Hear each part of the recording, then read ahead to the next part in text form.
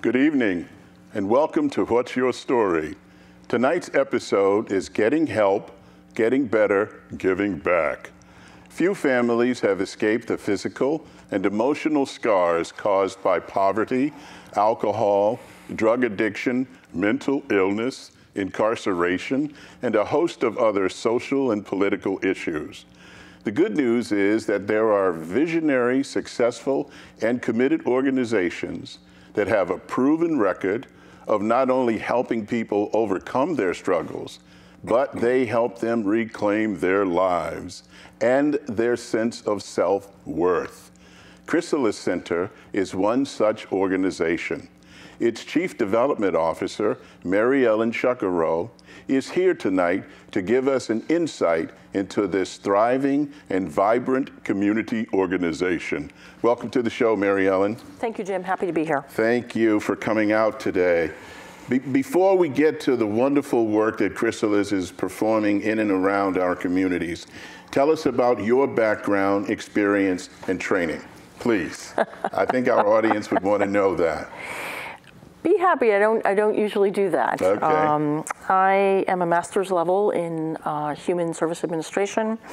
I've had mostly a business career. I worked in my family's pre-press printing business in my early career. I have a graphic arts degree from that. I was in a religious community. I was a Sister of Mercy for a number of years. And at that time, I took my business acumen and started working in the nonprofit sector at a place called St. Vincent de Paul Place in Middletown as their first sort of development person. I did a lot of sales in my family's business, so sales and development, fundraising it's a natural skill set. Had a change in my life, went back to school, got my master's, and I've been with the Chrysalis Center almost 17 years as their Chief Development Officer, part of their executive team. Almost 17 years? Yes. Is it still at the same location in Hartford when you started 17 years ago? No, it's not. Where was it then? We're a 42-year-old organization.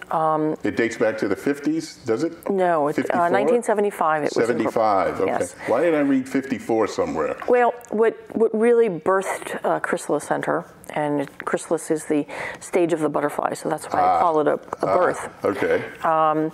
You really have to go back for our origins and really look at the mental health system in the United States. Going back to the 1800s, insane asylums became prior to right around the Civil War time.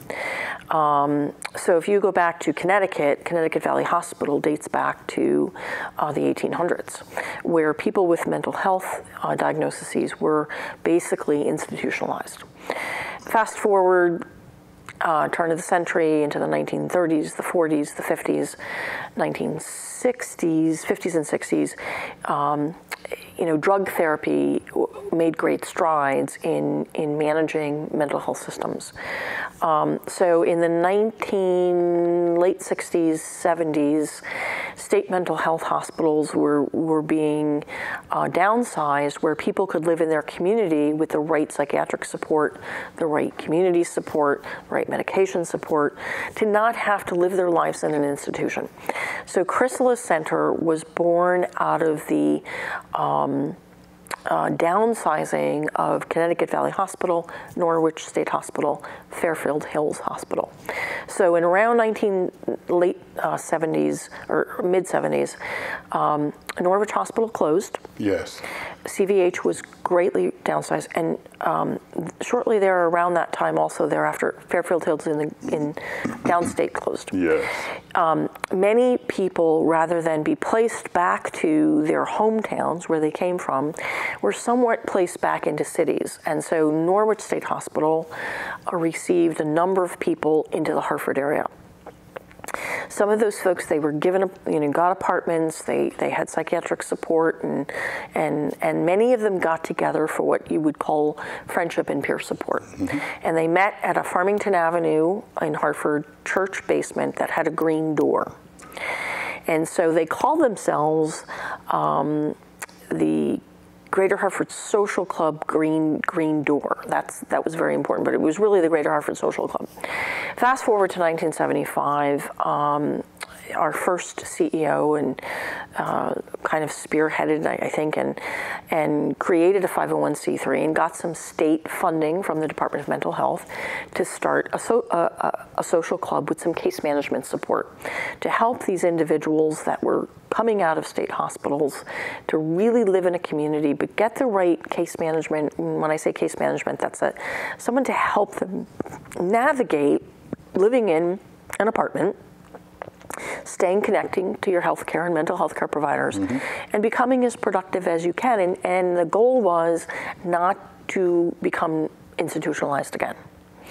So many of these folks have been institutionalized for decades, some for a few years, some for decades. So many maybe didn't ever have a job, especially with schizoaffective and schizophrenia, that often will hit in young adulthood. So maybe they were in college, they never had a job. So you're working with people that really need a lot of baseline support in how to live independently. So really that's how we began. We began on a small office space that was really what we call a social club around the Etna Farmington Avenue. I believe it was on Marshall Street. And at that time we ran, case management, the social club, and I think at one time we had a little bit of overnight bedding. Fast forward 42 years later, we were in several buildings around Farmington Avenue, Laurel Street. We weren't on Marshall Street anymore. We had some offices in the South End. We had some offices in the North End. So we had we didn't really have a main place to call our own, and they were all rented. A new CEO came in about 19 or 20 years ago, and the board had charged her name's Sharon Castelli, to find a home for Chrysalis, because we really didn't have a place that really spoke to the growth of the agency, the scope of the agency, and what we were doing. So lo and behold, I came around that time, a little shortly after, and we found this blighted building on Homestead Avenue, which... the old seal test. The old seal test dairy factory. Yes. It was closed for about 3 years. It had been a continuous dairy from 1911, when it was the Brian Chapman Dairy, to 1999. Brian Chapman sold the seal test. They really closed the plant. It ran, it had mostly a Portuguese workforce. Many people who grew up in that neighborhood used to go in the back door and buy their milk. It was a very popular name of Connecticut milk. They really closed the plant because they had put in a big system of waste management, and it was already, they would have to transform it. So they closed it. It was blighted. And really what our CEO liked about it is it had parking. Parking is a premium in Hartford. Absolutely. And so fast forward, that was in October of 2002. We negotiated purchasing the property for a very small price. Bought the property and spent 7 years of raising a lot of money to rehab that property into what we call now as our corporate campus. And so in January of 2010, we closed all of those rented small offices around the Farmington Avenue corridor and moved the bulk, I would say, 90% of our staff and services into the seal test building and renamed it Chrysalis Commons. Wow. So we have been there officially since 2010. As I was doing my research for this program with you, that I came to the Chrysalis Center, met with you there and talked to you and got a tour of it. But I'm fascinated by several things about your center, and I'm going to get to those right now.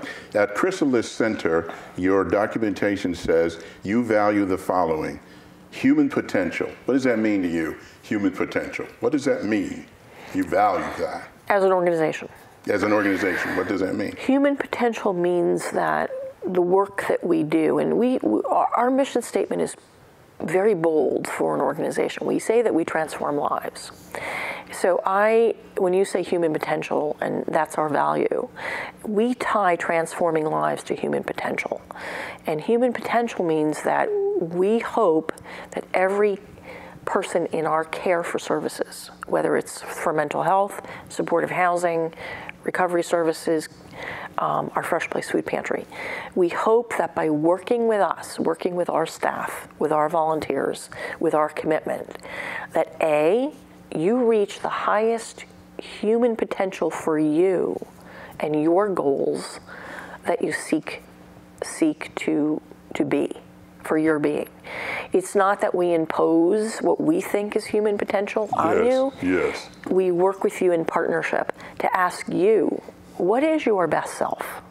And I've talked to a lot of psychiatrists over my career in different ways. And one psychiatrist, we had a community forum and had her come. And I thought was always fascinating about her precept of how she runs her practice is she'll ask you, what is your best self?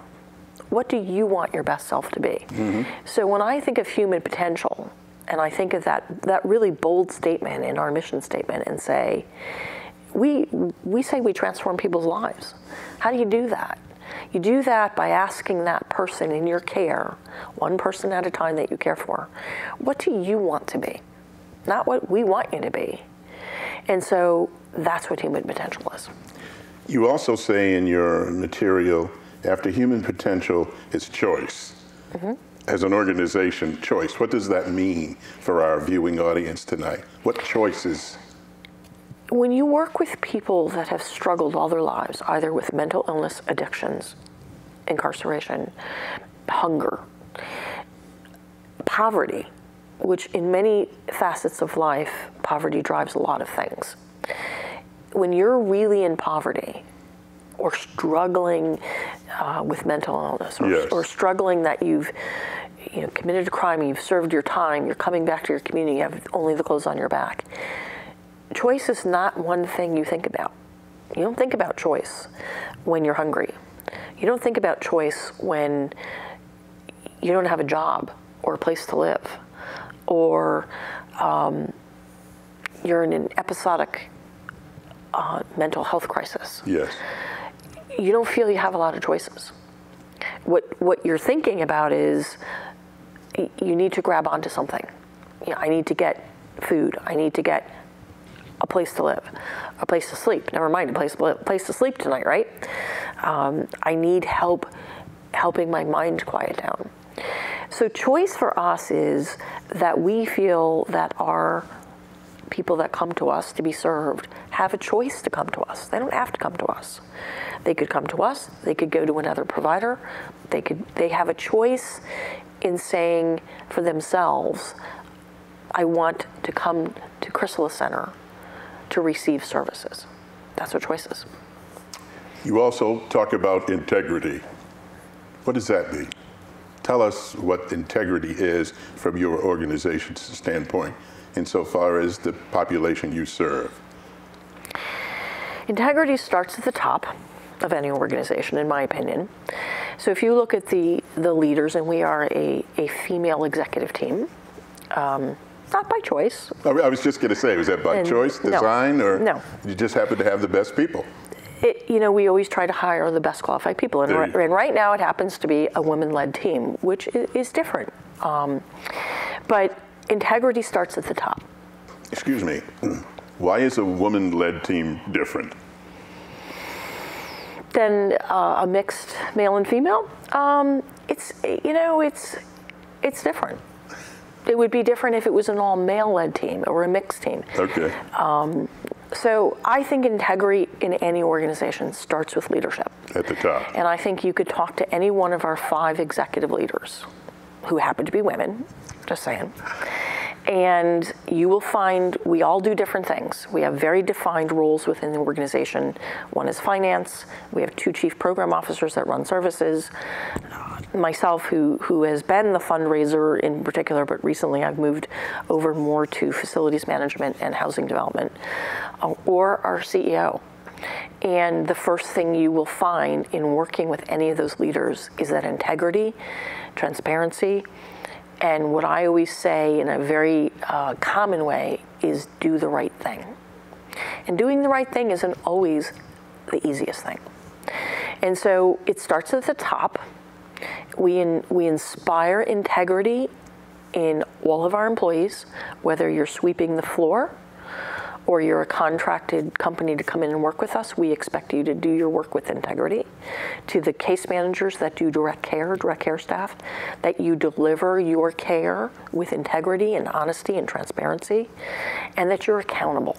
And I think that's a very different concept for a nonprofit, to work in a way, in a fashion, where accountability is demanded.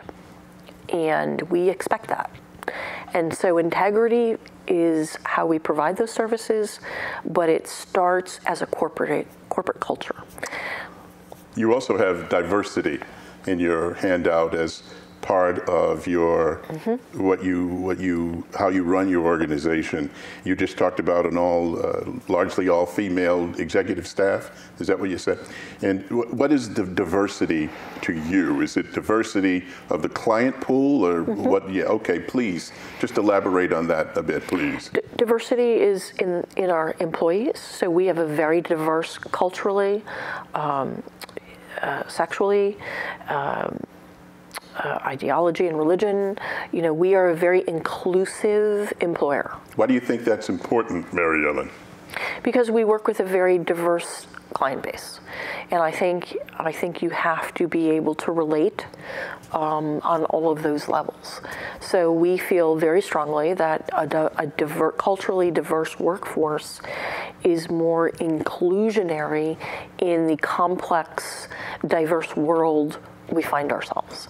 And so we're very strong about that. And we have a cultural diversity plan that is executed by our service program officers every year.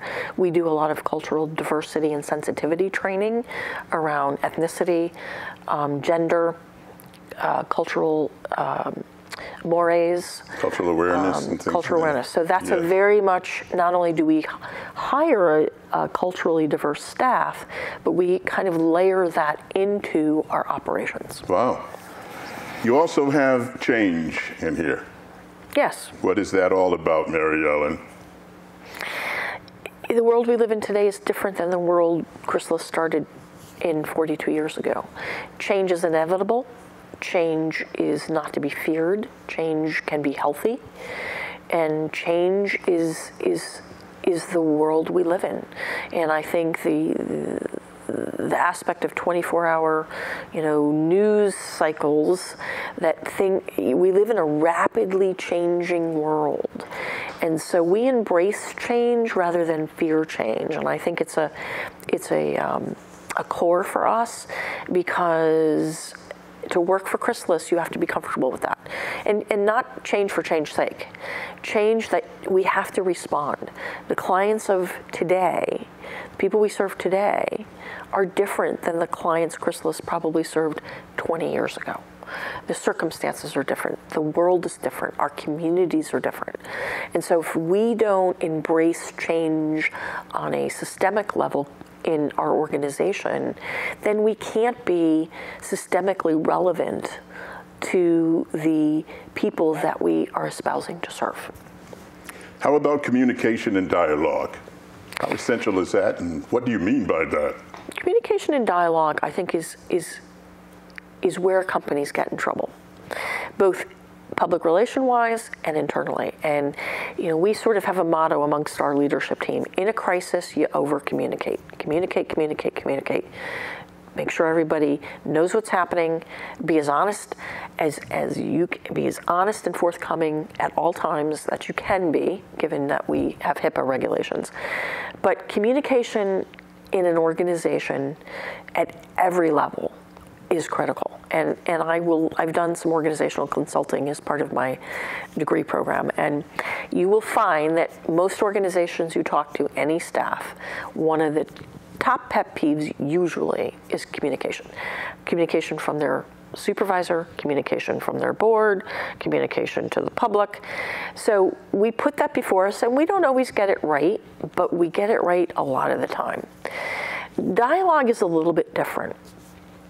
Communication is setting the information, getting it out to the right people. Dialogue is more around, to me, it's more circular in its process. And we use dialogue when we are faced with a challenge or something comes up that we haven't bumped into before in terms of managing the organization or managing new issues that come up in a community. And so we will create some roundtables around that. Or what we do typically is we create a work plan of people. We recently, one of our program officers headed up, we thought we were failing a little on the customer service side of things. So we took a group of people from the organization from all levels and put a work group together. And for a year, they studied customer service within the agency. And they tested it, they analyzed it, did some testing again, rolled some new things out, and helped the organization change its way in how we deliver customer service on all levels of the organization. So dialogue is more around, wow, maybe we should think about how we're doing that. Or, geez, we're seeing clients that are presenting with these issues more regularly. Let's dialogue about that. A, are we doing what's best? Is there more information out there? And what we talk a lot about in our organization around our line staff, our managers, and direct care people is to be a subject matter expert. Okay. And so when we deliver services, our managers and program officers, they're really subject matter experts on a wide berth of issues. Yeah. And so we often are tapped on the shoulder with other organizations or entities to say, geez, we've watched how you do things. Can you help us? Good. So that's what that means. Okay. Well, I hope you have enjoyed part one of this interview about the Chrysalis Center, because we are about to embark on part two. That's all the time we have for tonight's show. My thanks to my guest, Mary Ellen Shuckero, for sharing her story. And thank you for tuning in. Our stories are as different as each snowflake and are as beautiful as the stars. Everybody has a story. What's yours? Until next time, good evening.